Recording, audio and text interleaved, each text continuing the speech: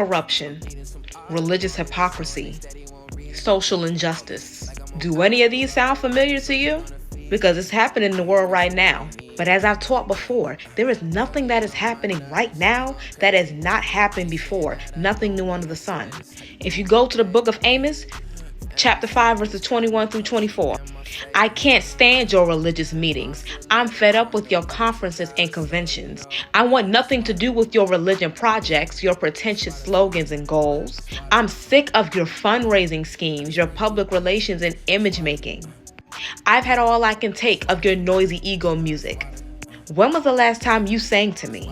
Do you know what I want? I want justice, oceans of it. I want fairness, rivers of it. That's what I want. That's all I want. So this is a prophecy from the book of Amos. And for those who don't know, Amos was a prophet from southern Judea who was called on upon God to go to Israel in a time of prosperity.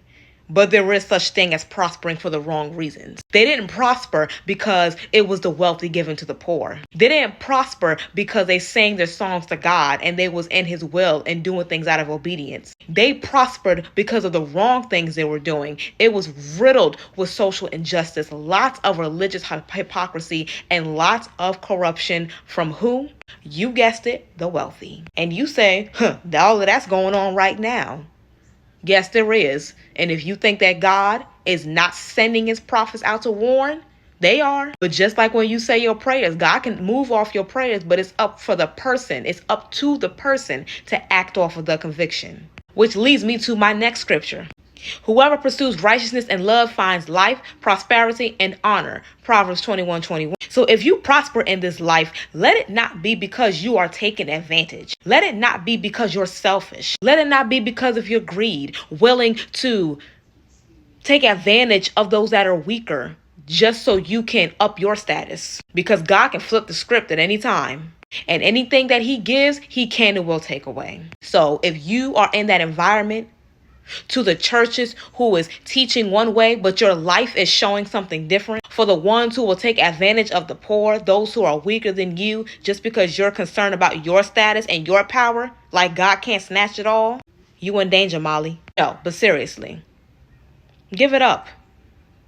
Prosper for the right reasons.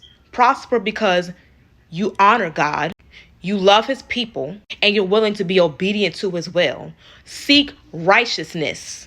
Everything that I listed in the beginning of this video is the exact and literal opposite.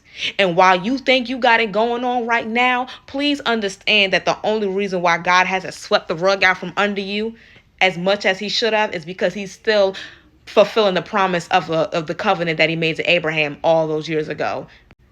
He is not letting you prosper because he agrees with what you're doing. There is such thing as wrong prosperity. Prosper because of the right thing, not the wrong thing.